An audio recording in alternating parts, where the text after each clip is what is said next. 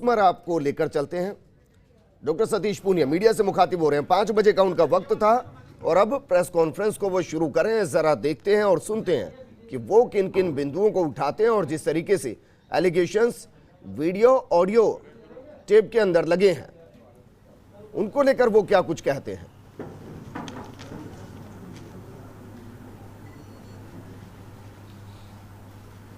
राजस्थान के political theatre में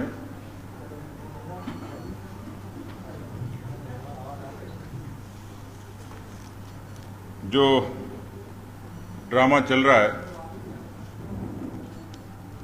उसमें आज कांग्रेस के प्रवक्ता सुरजेवाला जी ने प्रेस कॉन्फ्रेंस में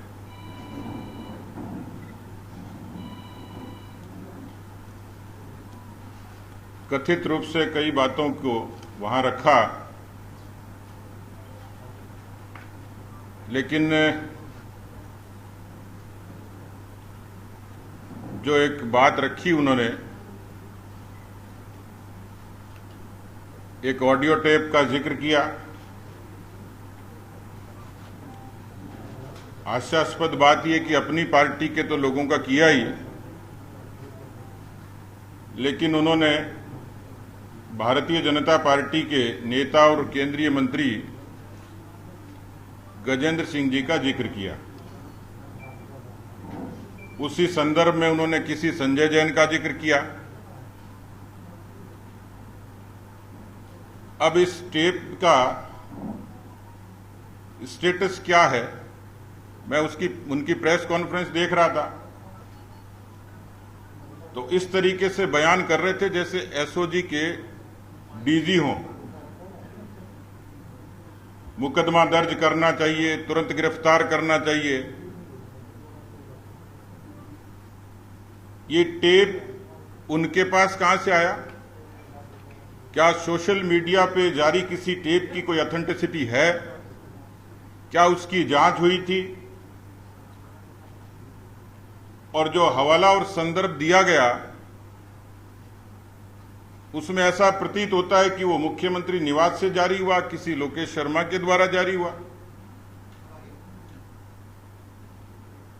और इसलिए ये बात साबित होती है कि राज्यसभा के चुनाव के संदर्भ को देखें, इसी तरीके से किसी टेलीफोनिक बातचीत का हवाला दिया गया। ये कहा गया कि भारतीय जनता पार्टी राज्यसभा चुनाव में तोड़फोड़ करने जा रही है। उससे पहले यह कहा कि हमारी एकता को कोई छेड़ नहीं सकता, हम जीतेंगे। वो जीत भी गए, लेकिन उस दौरान जो केसेस दर्ज हुए, आपको ध्यान हो तो 9 तारीख को राज्यसभा चुनाव की कांग्रेस पार्टी की बाड़ाबंदी हो गई थी और उस कन्वर्सेशन का हवाला 13 तारीख का था।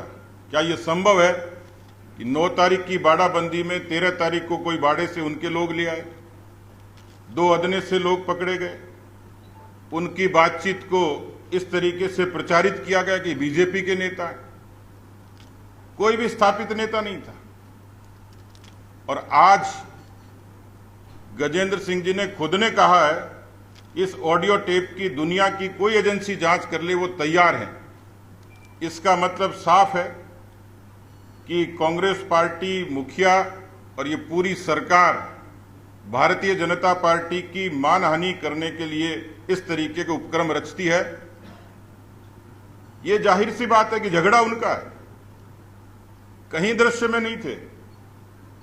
और ये आज मुख्यमंत्री जी के बयान से साबित होता है कि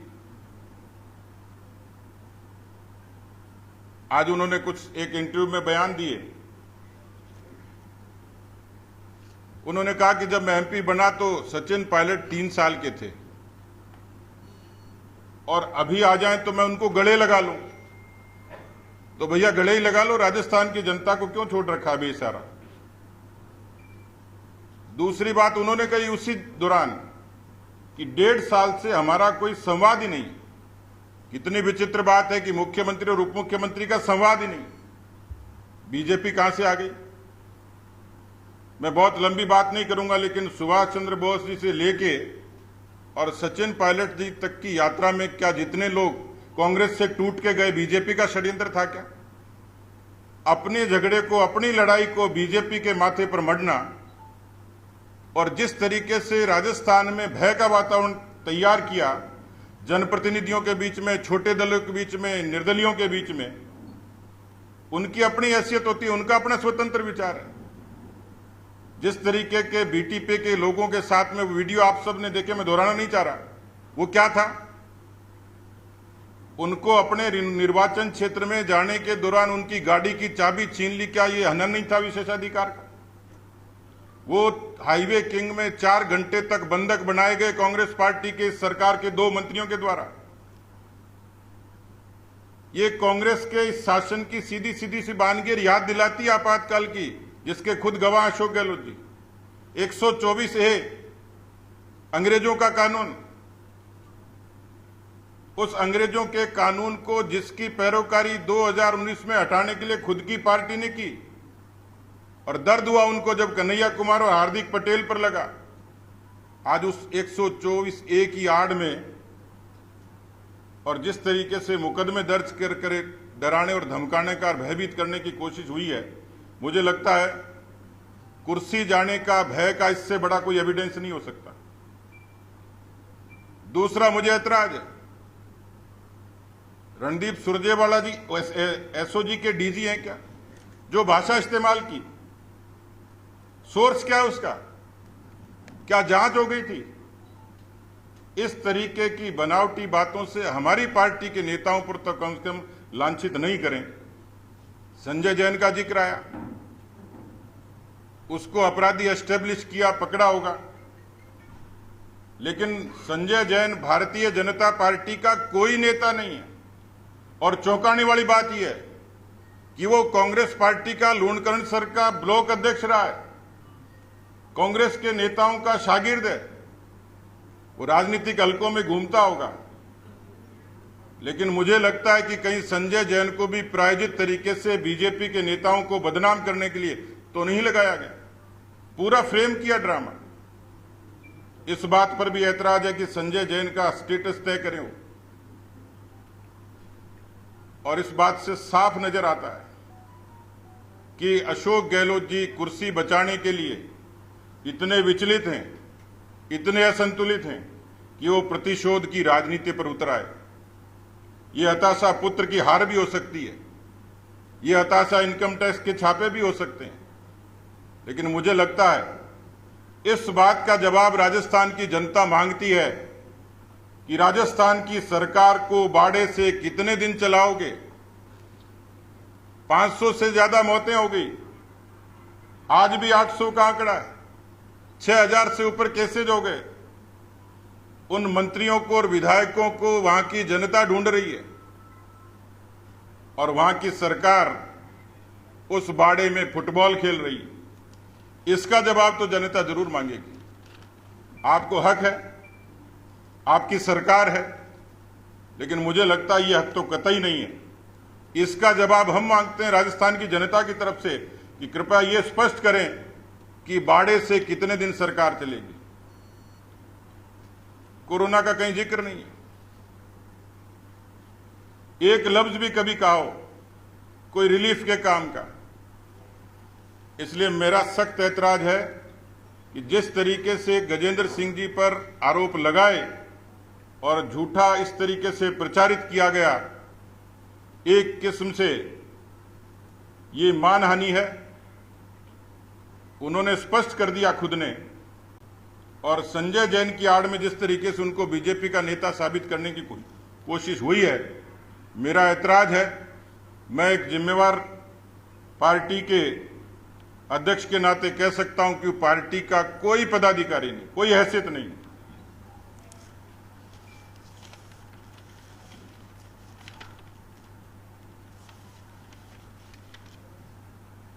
मैं चाहूंगा कि जो प्रमुख 2 बातें थी जिस पर मुझे ऐतराज था, जो मैंने सुना, लेकिन तकनीकी तौर पर भी और कुछ और बातें हमारे माननीय नेता प्रतिपक्ष आपके बीच में रखेंगे। छोटा में बात कर लूँगा। मैं आपसे कुछ शब्दों में अपनी बात कहना चाह रहा हूँ। वास्तव में ये प्रमाणित सत्य है कि झगड़ा इनके आपस का है और इन्होंने इस झगड़े को प्रारंभ से भारतीय जनता पार्टी पे डालने का खूब प्रयत्न किया, राज्यसभा के समय में भी और आज के समय में। आपने देखा होगा एसओजी से 2 लोगों को पकड़ा गया और इनको भारतीय जनता पार्टी से जुड़े हुए लोग कहा गया। उनके बारे में पूछताछ भी हो गई, वो जेसी भी हो गए। एसओजी ने क्या तथ्य इकट्ठे किए, इसके बारे में अगर आप कुछ आगे बढ़ना चाहते हो तो बताओ कि बीजेपी का इन्वॉल्वमेंट कहाँ है, कहाँ नहीं है। जब मेरे उस क्षेत्र में अशोक सिंह जी के बारे में बताते हैं, मेतवाला बांसवाड़ा जिले के कहीं रहने वाले। मैं 40 साल से उस जिले की बैठकों में जाता हूँ, जब 12 लोगों की बैठक करता था तब भी और आज भी। मैंने मेरी जिले की बैठक में कभी अशोक सिंह जी को नहीं देखा। कोई बड़ा लीडर आ जाता हो और कहीं मंच पे आ जाते हैं और फोटो खींचा लेते हैं तो मैं नहीं कह सकता बीजेपी का इन्वॉल्वमेंट, लेकिन उसमें भी बीजेपी को रगड़ने की कोशिश की। जब एसओजी आपके पास है, जांच आप कर रहे हो, इतने दिन हो गया, आपने उससे पूछताछ कर ली और उसको जेसी कर दिया। अगर कोई तथ्य मिले तो बताओ ना। वैसा का वैसा सेम ड्रामा गजेंद्र सिंह जी को जोड़ करके बीजेपी को जोड़ने का एक तरह से दुस्साहस किया है। ये प्रमाणित है कि झगड़ा आपके आपस का है और इस सीमा तक चला गया कि एक दूसरे ने एक दूसरे के खिलाफ तलवारें खींच करके इतने हल्के शब्दों का प्रयोग किया, जिनके साथ वर्षों तक काम किया और जिन्होंने और आप लोगों ने बड़े संगठन की दुआएं दी थी, आज वो आदमी इतना निकृष्ट हो गया। तो इतने दिन तक क्या कर रहे थे? केवल और केवल स्वार्थ पे चोट पड़ती तब इस बात को करते। गजेंद्र सिंह जी के बारे में पहली बात मैं आपको कहता हूं, कोई भी आप में से कोई भी मेरा वीडियो क्लिक कर दे और आप मेरे खिलाफ केस दर्ज करा दे, संभव है? अगर कोई पुलिस डिपार्टमेंट की परमिशन के आधार पर कोई टेपिंग नहीं हो सकता, बिना होम डिपार्टमेंट की पूर्व स्वीकृति के किसी भी व्यक्ति का फोन टेपिंग नहीं हो सकता। उसके लिए अधिकृत रूप से फाइल चला करके परमिशन लेने के बाद फिर टेपिंग होता है, वो अधिकृत टेपिंग होता है।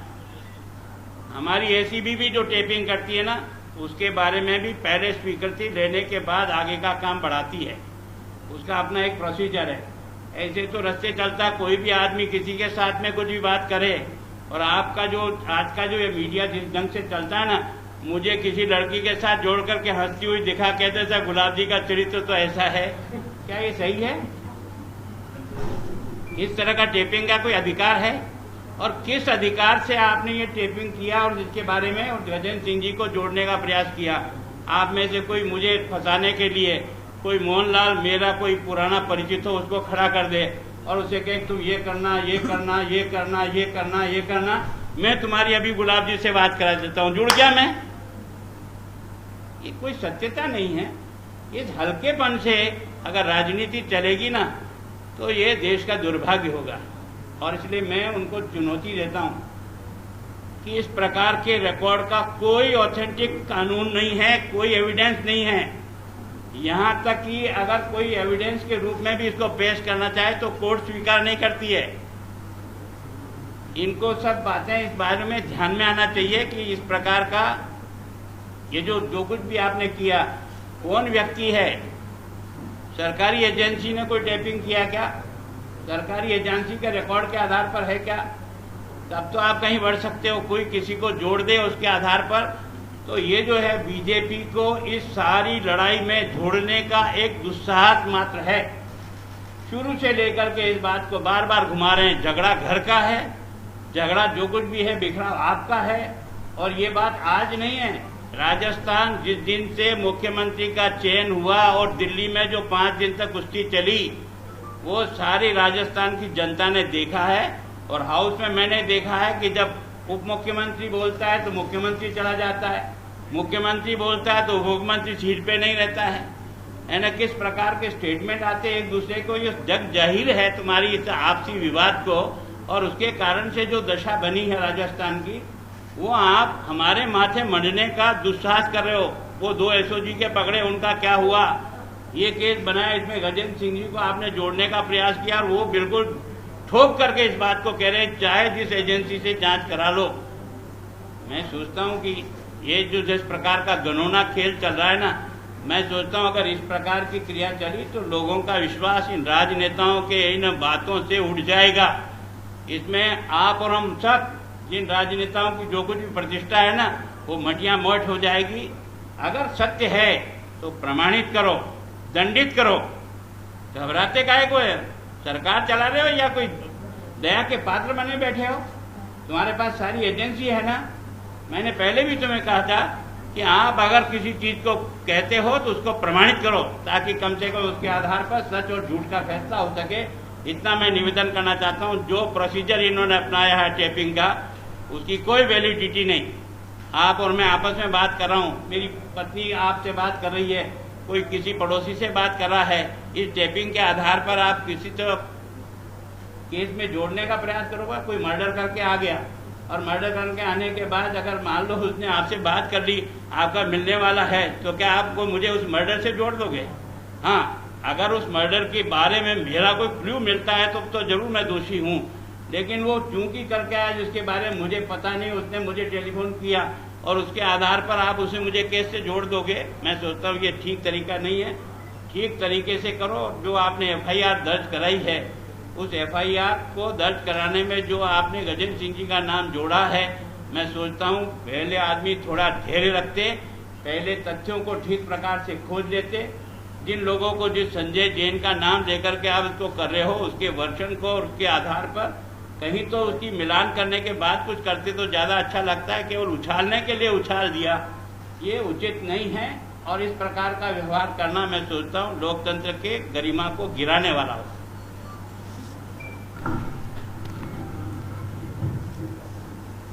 प्रदेश अध्यक्ष और नेता प्रतिपक्ष की बात को आगे बढ़ाते हुए मैं कहना चाहूँगा कि वर्तमान में कांग्रेस सरकार मृत्युशैया पर लेटी हुई है।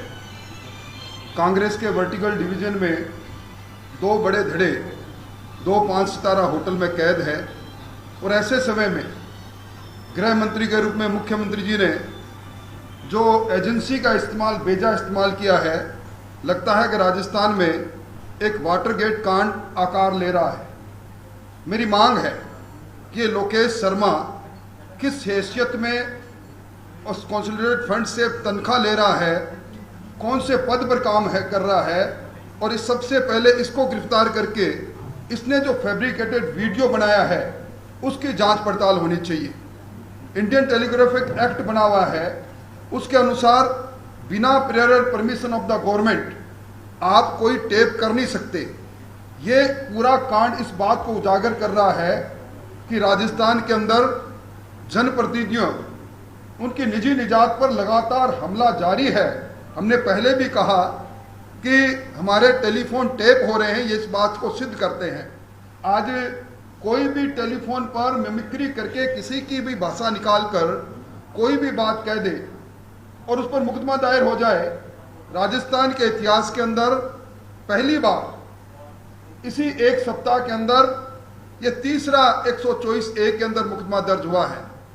ये धारा वो धारा है जिसके लिए कांग्रेस पार्टी ने अपने राष्ट्रीय चुनाव घोषणा पत्र में कहा था हम केंद्र में सत्ता में आएंगे तो इस धारा को समाप्त करेंगे, और इसी धारा को आज अपने आप को आधुनिक गांधी कहलाने वाले अशोक गहलोत इसका बेजा इस्तेमाल कर रहे हैं। और अब जिस प्रकार समाचार और दूरदर्शन में आ रहा है कि एसओजी की टीम मानेसर जा रही है, बिना मेट्रोपोलियन मजिस्ट्रेट की परमिशन के, बिना कंसर्न स्टेट के परमिशन और एसपी की परमिशन से, मैं समझता हूं कि अपनी सरकार को बचाने के लिए जिस प्रकार प्रताड़ित कर रहे हैं, अगर विधायक अपने नेता और मुखिया के खिलाफ विद्रोह करके कई गुट में बैठे हैं तो वहां जाकर झपटा मार के एसओजी के द्वारा उनको आतंकित करके इस प्रकार का वातावरण बनाना, जिस प्रकार अध्यक्ष जी ने कहा बीटीपी के विधायक के साथ जो सलूक हुआ वो हमारे सामने है। मैं समझता हूं कि ये तो वो बात होगी जब सैया भये कोतवाल तो फिर डर काहे का। गृह मंत्री, मुख्यमंत्री जी, एसओजी उनकी कंप्लेंट करने वाला कोई नहीं, कोई निजी व्यक्ति ने एफआईआर को देखो, पुलिस का अधिकारी कंप्लेंट कर रहा है। एक सोशल मीडिया पर जारी किए हुए एक ऑडियो रिकॉर्ड के आधार पर कर रहा है। इस प्रकार का मैंने कभी देखा नहीं। सुप्रीम कोर्ट के कई फैसले हैं, उन्होंने एडमिसिबल एविडेंस के रूप में भी इस ऑडियो को कभी माना नहीं है। मैं समझता हूं अच्छा रहता। राजस्थान में टिड्डी का लगातार हमला हो रहा है। पिछले 1 महीने से कोरोना के मरीज जिनके बारे में अध्यक्ष जी ने कहा 27,000 के आंकड़ों को पार कर रहे हैं, मरने वाले 500 550 के आंकड़ों को छू रहे हैं, इनके बारे में चिंता करते।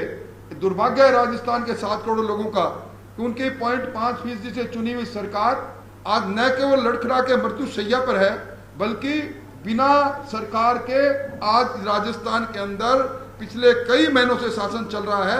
आपस के टुकड़ों में बटी हुई कांग्रेस और उसका दोष गजेंद्र सिंह जी जैसे लोगों पर लगाना और एक ऑडियो के माध्यम से ये कहना कि वो है, मैं समझता हूं इससे बड़ा दुर्भाग्य कोई हो नहीं सकता।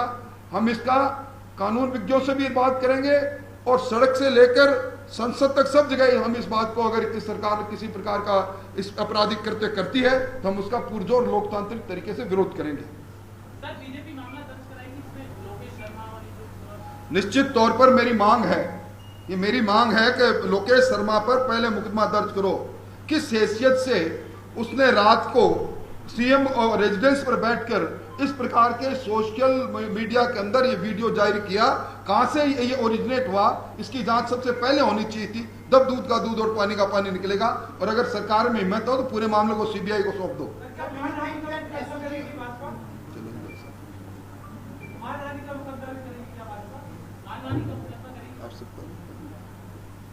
ऐसा सारे विकल्प खुले हैं, उन्होंने जब करी है तो हमें भी परहेज नहीं, लेकिन हम इस मामले में कानूनी रूप से राय लेंगे, केंद्र को भी अवगत कराएंगे।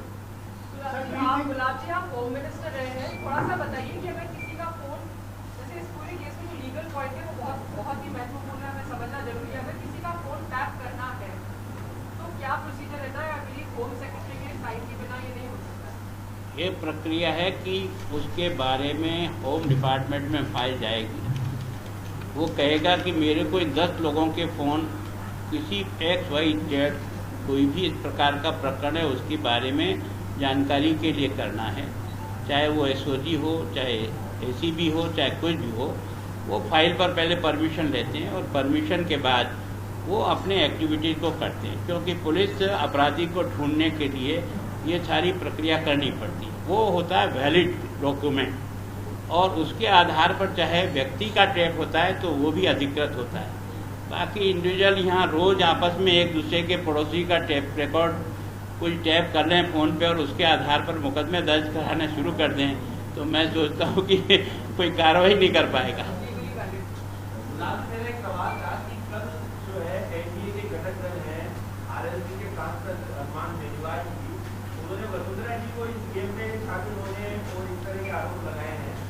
मेरी उनसे बात हुई थी, उन्होंने कहा मेरे स्टाफ ने इस बारे में ये डाल दिया।